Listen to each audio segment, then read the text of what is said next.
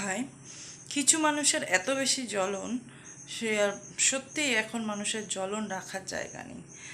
তো যখন তুমি দেখবে তোমার পিছনে কিছু জিনিস নিয়ে সমালোচনা হচ্ছে, মানে তুমি এরকম টাইপের হবে, যেমন তুমি কি খাচ্ছ, কি পরছো, কেমন ঘুরছো, কেমনভাবে থাকছো, বা তোমাকে যদি কিছুদিন সুন্দর লাগছে দেখতে, বা তুমি কিভাবে মুখ ধুচ্ছ, কিভাবে ঘুমাচ্ছ, এমনকি কীভাবে পটি করছো সেটা নিয়েও সমালোচনা হচ্ছে, তো ভাববে তাদের জ্বলন ধরে গেছে।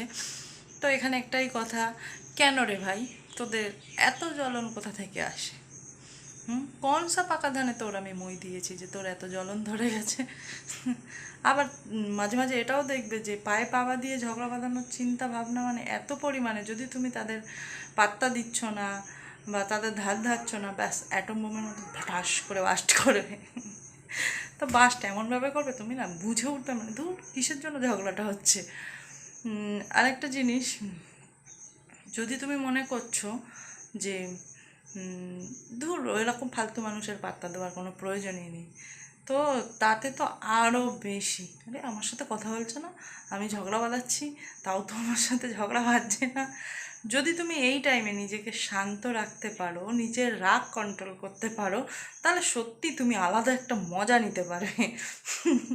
মনে হবে যেন তুমি একটা পৃথিবীর, মানে অন্য গ্রহের প্রাণী, যে তুমি নিজেকে শান্ত রেখে সত্যি একটা মজা নিতে পারছো।